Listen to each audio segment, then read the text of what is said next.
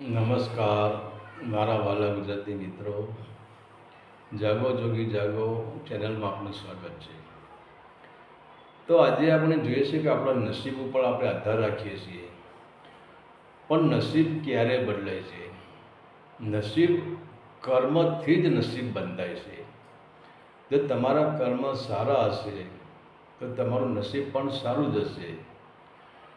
પરંતુ કહેવાય છે કે આપણા કર્મ જ કાંટાવાળા હોય, આપણા કર્મ જો ઝેરીલા હોય તો આપણે લાખ કોશિશ કરીએ, લાખો ગ્રહોના નંગ પહેરી લઈએ, લાખો તાવીજ બનાવીને ગળામાં લટકાવી દઈએ તો પણ આપણું નસીબ બદલાતું નથી.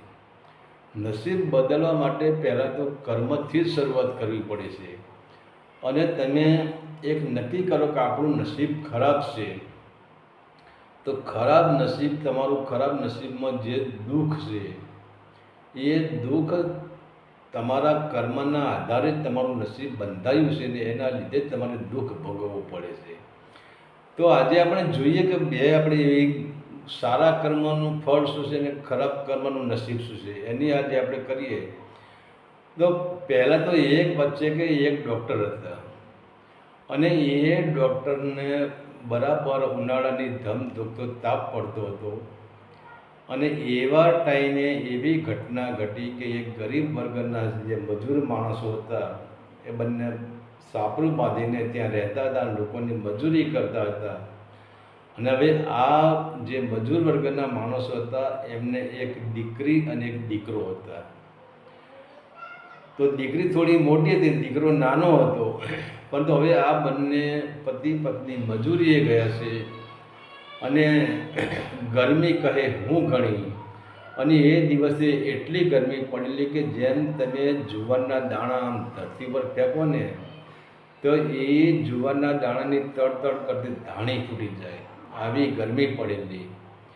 અને એવી ગરમીની અંદર આ બંને પતિ પત્ની લોકોની ખેત મજૂરી કરે છે અને આ બાજુ ઘરે એવી ઘટના ઘટી છે કે જે એમનો નાનો જે દીકરો હતો એ બીમાર પડી ગયો છે, એને તાવ આવી ગયો છે. અને જ્યાં એની દીકરી એ પણ નાની જ હતી, પણ એને જ્યારે ભાઈને રડવાનો અવાજ આવ્યો અને ભાઈના શરીરે હાથ મૂક્યો તો ખબર પડી કે મારા ભાઈને તાવ આવ્યો છે, મારો ભાઈ હવે શું કરશે.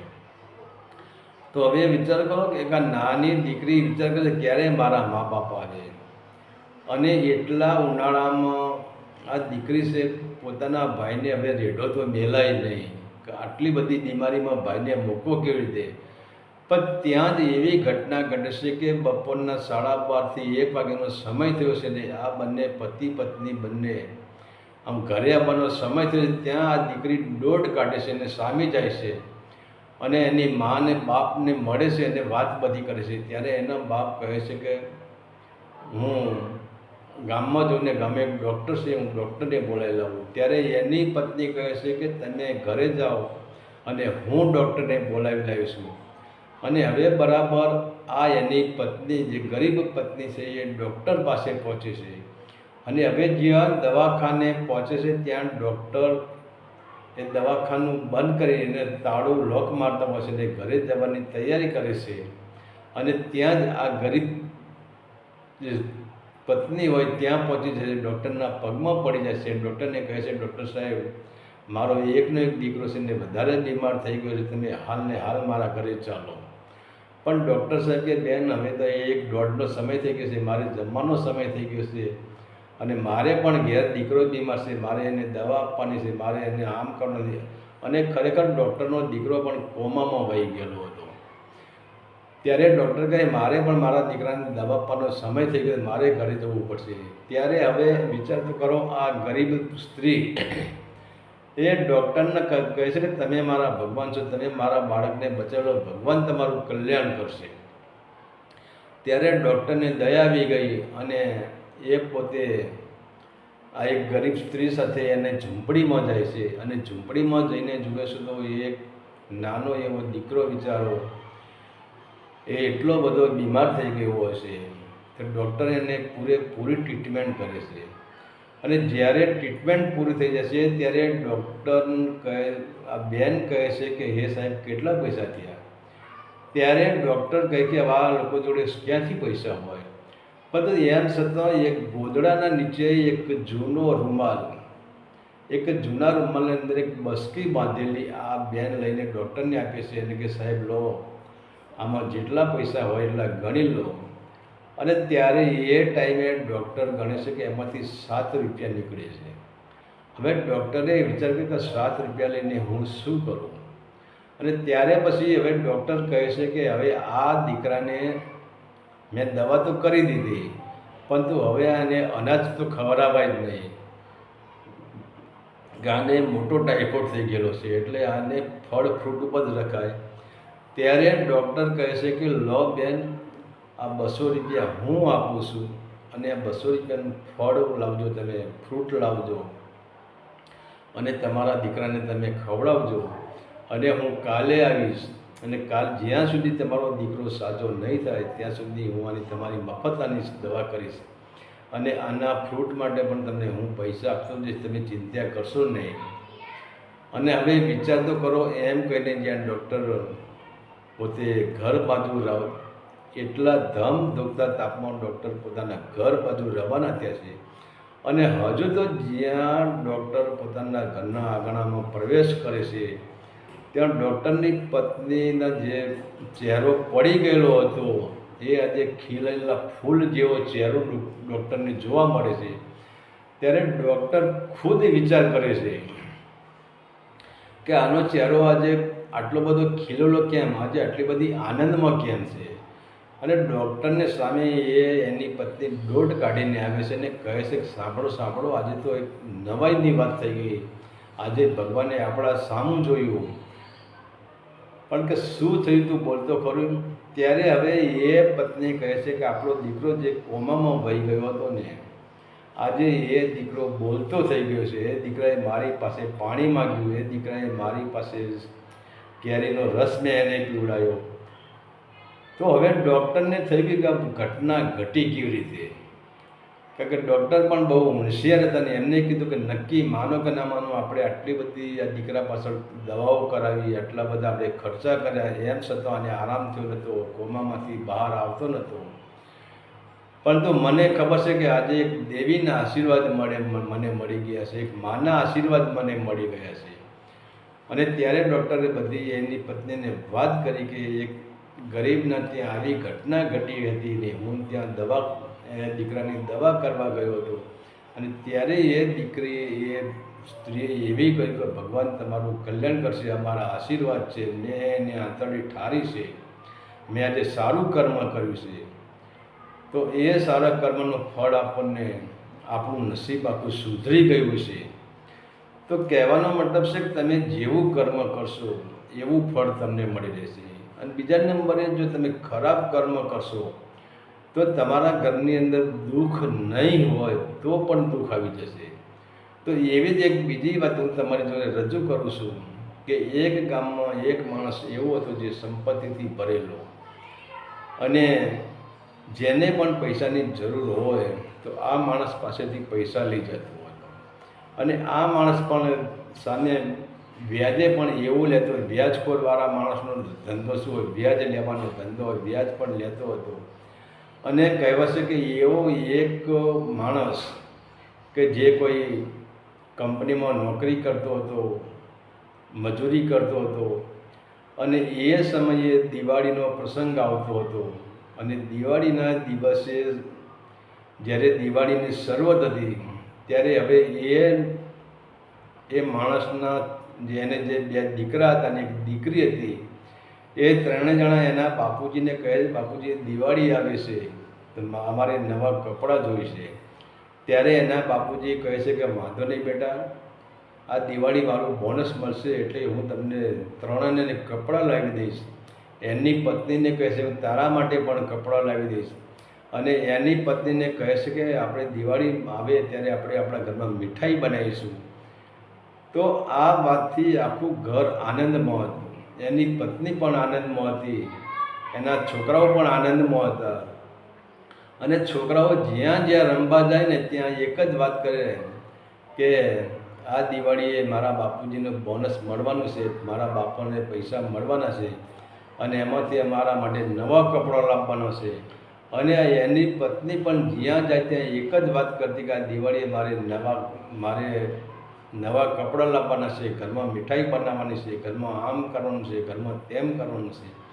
અને આ દિવાળી તો આનંદથી દિવાળી કરવાની છે અમારે. જ્યાં જાય એવા બાળકો પણ આવી રજૂઆત કરે અને એની પત્ની પણ આવી રજૂઆત કરે. અને પેલા ભાઈના અંદર પણ એટલો જ પ્રેમ હતો, એટલો જ ભાવ હતો, એ પણ આનંદમાં હતો કે દિવાળી આનંદથી બનાવી છે આપણે. પણ હવે તો અહીંયા દિવાળી નજીક આવી ગઈ છે, દિવાળીનો થોડા જ દિવસ બાકી છે અને ત્યાં કહેવાય છે કે આ ભાઈને બોનસ મળે છે.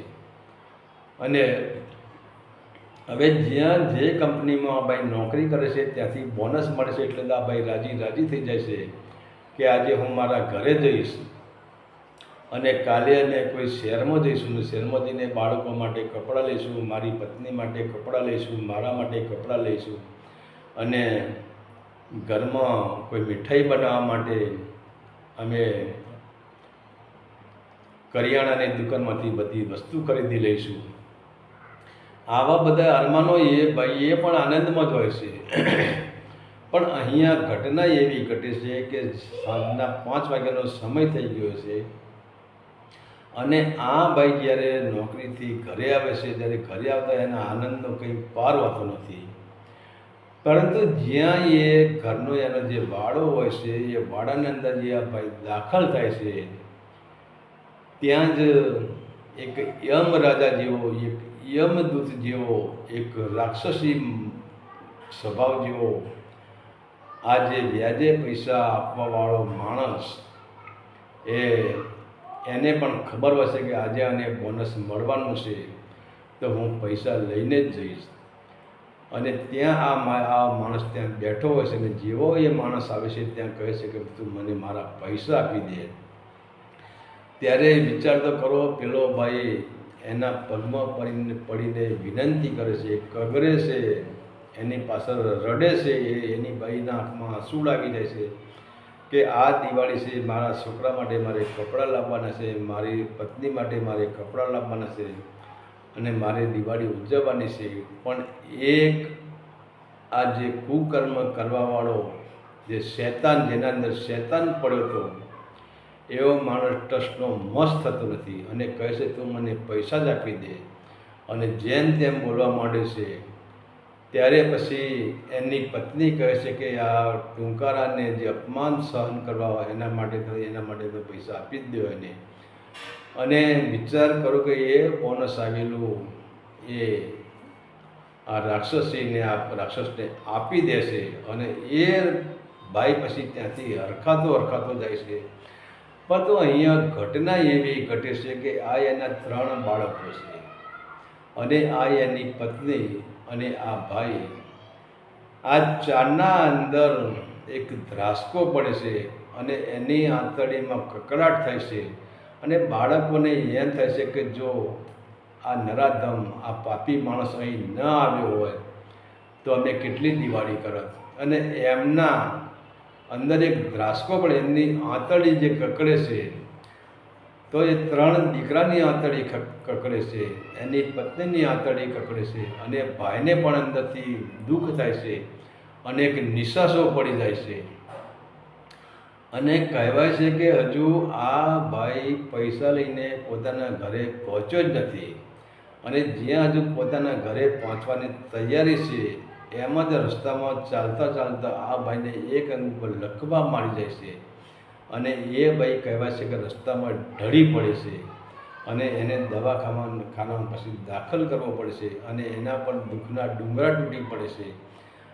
અને પછી કહેવાય છે કે એનું જીવન નર્ક જેવું થઈ જાય છે, કારણ કે એ બોલી શકતો નથી, એ ચાલી શકતો નથી, એ ખાઈ શકતો નથી, એ પલંગમાંથી ઊભો થઈ શકતો નથી.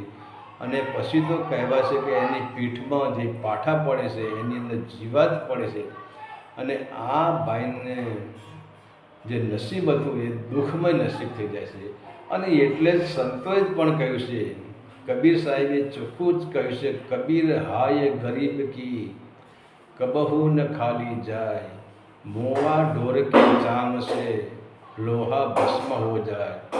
કારણ કે જ્યારે ઢોર મરી જાય છે ને ત્યારે એ જ લોખંડ એ ઢોરનું ચામડું કાપવાના કામમાં આવે છે, અને એ જ લોખંડ એ ઢોરનું મરી ગયેલા ઢોરનું ચામડું કાપે છે. પરંતુ એ જે ઢોર મરી ગયું છે એનું ચામડું હોય છે, એ ચામડું જો ધમણ બને છે, અને એ ધમણ બનીને પછી જ્યાં ભઠ્ઠીમાં એની હવા ફેંકે છે, અને એ હવાના કારણે એ જે લોખંડ હોય એ લોખંડને પણ એ ધમણ ભસ્મ બનાવી દેશે.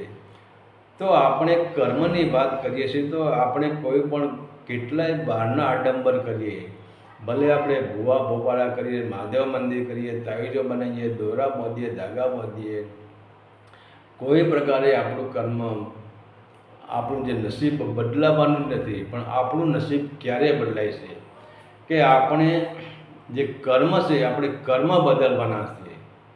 આપણે નસીબ તો બદલવું જ નથી, નસીબ તો ભલે જેવું હોય એવું બરાબર છે, પણ આપણે કર્મ બદલી નાખશું. અને કહેવાના મતલબ છે જે આપણે કાંટાવાળા જે આપણે ઝાડ વાવીએ છીએ, આપણે જે ઝેરીલા કર્મ વાવીએ છીએ, કાંટાવાળા કર્મ વાવીએ છીએ, અને એ કર્મ વાવવાને આપણે બંધ કરી દઈએ અને આપણે કોઈ મીઠા કર્મ વાવીએ, સત્કર્મ વાવીએ અને દુષ્કર્મનો ત્યાગ કરી દઈએ, દુષ્કર્મનું ખેતર ખેડીને નાખી દઈએ અને એના અંદર સત્કર્મની નવી ખેતી કરીએ, તો નસીબને બદલતા કોઈ જ વાર લાગતી નથી.